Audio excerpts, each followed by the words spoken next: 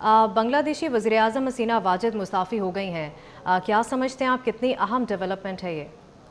देखिए, बहुत बड़ी डेवलपमेंट है, ना सिर्फ बांग्लादेश के अंदर बल्कि खत्ते के अंदर ये बहुत बड़ा चेंज ला सकती है। बांग्लादेश में जो कुछ हुआ है, एक अथॉरिटेरियन रजीम थी जहां पर समाजी घुटन और असली करप्ट तो था ही, लोग सड़कों पे थे, तंग आमद बजंग आमद के मानंद अब तक 300 से ज्यादा हलाकतें बताई जा रही हैं। और फिर गुज़श्ता रोज जो कुछ हुआ, खासतौर पे इतवार के रोज, लोग इसके ऊपर इक्तफा करके नहीं बैठे हुए थे कि आपने ये जो कोटा सिस्टम है उसको अब प्रेशर में आके चेंज कर दिया है, बल्कि अब लोग अपना इंसाफ मांग रहे थे उन लोगों के लिए कि जिनकी लाशें गिराई गई हैं। नो मैटर व्हाट, आप कॉलेजेस बंद कर दें, यूनिवर्सिटीज बंद कर दें, इंटरनेट का मैसिव ब्रेकडाउन हो, लोग कुछ भी सुनने के लिए तैयार नहीं थे और अवामी दायरे दबाव के सामने अल्टीमेटली हसीना वाजिद को स्टेप डाउन करना पड़ा है। देखिए, अगर आप हसीना वाजिद के ओवरऑल जो पॉलिटिकल स्पैन है उस पर नजर डालें तो ये इट वाज थर्ड वन, यानी तीसरा टेन्योर था और मुसलसल जिस अंदाज में इंतखाबात हुए, इंतखाबात के अंदर अपने पॉलिटिकल अपोनेंट्स को उठाया गया, उनको बंद किया गया, लोगों को कंटेस्ट नहीं करने दिया गया, तो स्लोली एंड ग्रेजुअली एक बिल्डअप था, एक मोमेंटम बन रहा था जो बता रहा था कि कहीं ना कहीं इसको टूटना है और अल्टीमेटली यही हुआ। ये उस सब का नतीजा है जो स्लोली एंड ग्रेजुअली बीता जा रहा था, जो हो रही थी आज वो काट रहे हैं। और फिर अगर आप इससे पहले की हिस्ट्री में देखें तो वहाँ के जो लोग हैं, पर्टिकुलरली बांग्लादेश के लोग, इसको सेलिब्रेट कर रहे होंगे। वो सेलिब्रेट इसलिए कर रहे होंगे कि आप इस सिर्फ पर्टिकुलर इशू को, कोटा रिफॉर्म्स की इशू को उठाकर देख लीजिए तो 71 के बाद जो कुछ हुआ और उसके बाद जिस तरीके से एक नेपोटिज्म भी था, लोगों को जो है वो सरकार की आशीर्वाद उन लोगों को हासिल थी जो सरकार के अपने लोग थे। वहां पर लोगों को जस्टिफाइबल उनका हक नहीं मिल रहा था, बैलेंस बिल्कुल क्रिएट नहीं था। तो जिन माशरों के अंदर बैलेंस आउट होता है, जहां पर लोगों को कॉर्नर्ड किया जाता है, पॉलिटिकली किया जाए, सोशली किया जाए, नेपोटिज्म बहुत बढ़ जाता है, तो अल्टीमेटली ये होता है। और मेरा ख्याल है कि बांग्लादेश के लोगों के लिए तो इटसेल्फ एक अच्छा दिन है कि उन्हें इस तरह की रिजीम से और इस तरह की सरकार से छुटकारा मिला है। देखना यह है कि how far it may go now. Rehan, हमने माजी में देखा कि पॉलिसीज़ जो हैं वो हसीना वाजिद की बहुत सख्त रही हैं, तो आप समझते हैं कि यही रीज़न बना कि उनको अवामी एहतजाज के सामने घुटने टेकने पड़े?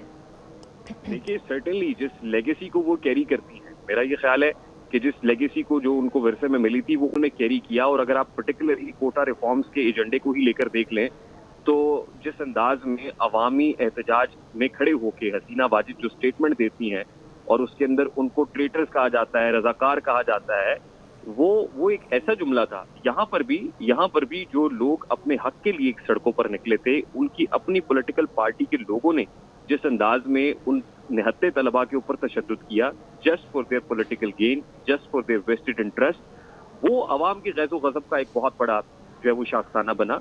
लोग सड़कों पे निकले, आपने तालीमी इदारों को बंद करके देख लिया, आपने इंटरनेट को बंद करके देख लिया। और ये एक तसलसल है, ये सख्त पॉलिसीज का एक तसलसल है कि आपने अपने पॉलिटिकल अपोनेंट का सियासी मैदान में मुकाबला करने की बजाय उनको सियासी मैदान से उठा बाहर फेंका, यानी आपने कंटेस्ट ही नहीं किया। और यूं लग रहा था कि जैसे एक अथॉरिटेरियन रिजीम बन गई है, ऐसे लग रहा था जैसे फैशिज्म उरूज पर है।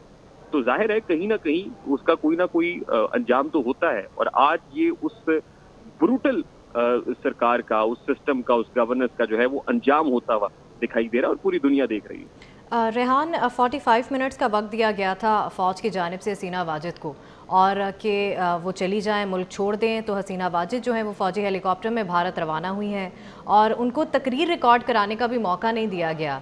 अब इस सारी सिचुएशन के बाद आप समझते हैं कि आर्मी अब प्रॉपर तरीके से टेक ओवर कर लेगी? देखिए, मुझे तो याद आ रहा है कि जिस वक्त जो उनके अपने वालिद साहब शेख मुजीबुर रहमान जब वापस आए थे और रास्ते से उन्होंने कनेक्टिंग फ्लाइट ली थी भारत की, और भारत में उस वक्त इंदिरा गांधी और दीगर लोग जो है वो जाहिर उनके इस्तकबाल के लिए खड़े हुए थे और वहां पर एक जलसा हुआ था और उस जलसे को सेलिब्रेट किया था। और उस वक्त जो भारतीय हाथ थे इस खास तौर पे इस पर्टिकुलर रजीम को मजबूत करने वाले, वो बड़ा सेलिब्रेट कर रहे थे, बड़ी खुशियां मना रहे थे। तो जाहिर है कि जिस वक्त हसीना वाजिद के भागने का वक्त है तो भारत ने उसको एक सेफ जो है वो पॉइंट दिया है, मकाम दिया है, और उसके बाद कहा यह जा रहा है कि वो फिनलैंड चली जाएगी। तो ये उन लोगों के लिए भी यकीनन एक बहुत बड़ा सेटबैक होगा कि जो इस रिजीम के हाथ मजबूत कर रहे थे, जो इसको स्ट्रॉन्ग करना चाहते थे, फलता फूलता देखना चाहते थे। मेरा ये ख्याल है कि इसके बाद जो है वहाँ की जो सिक्योरिटी इस्टेब्लिशमेंट है उसको चीजों को, हालात को कंट्रोल करने के लिए ये करना पड़ना था, हालात को भांपते हुए ये किया है। और अल्टीमेटली सबसे पहले तो लोगों के गुस्से को काम डाउन करना पड़ेगा। अब देखना ये है ना कि chief of the army staff वहां पर खिताब करते हैं तो लोगों को क्या कहते हैं, किस अंदाज में वो जो, क्योंकि मिलिट्री सड़कों पर है, कर्फ्यू नाफिज था, मौके पर देखते हुए गोली मारने के अहकामात थे, कल ही के दिन में 97 से ज्यादा कैजुअलिटीज वहां पे हुई है। तो देखना यह है कि वहां की इस वक्त जो जो फौज है वो हालात को सबसे पहले काम डाउन कैसे करती है, ठंडा कैसे करती है, और उसके बाद एक नई बिगिनिंग कैसे होती है। जाहिर है पॉलिटिकल प्रोसेस को, डेमोक्रेसी को चलना चाहिए, बेहतर यही है। अब ये जो इंटरम या यूं समझ लीजिए मेकशिफ्ट अरेंजमेंट होगा या ट्रांजिशन पीरियड होगा, इसमें अवाम के एतमाद को कैसे हासिल किया जाएगा और उसके बाद उनको किस तरीके से, क्या कोई नए इंतखाबात की तरफ मामला जाता है दोबारा से मामला, और जो पॉलिटिकल लोग हैं अब उनमें से आके कौन चीजों को संभालेगा। तो बहुत चीजें क्योंकि बड़ी तेजी से डेवलप हो रही हैं, जाहिर स्टोरी है। अब इसमें देखना यह है कि जब आर्मी चीफ खिताब करते हैं तो उनके पास क्या होता है कहने को और ऑप्शंस क्या हैं।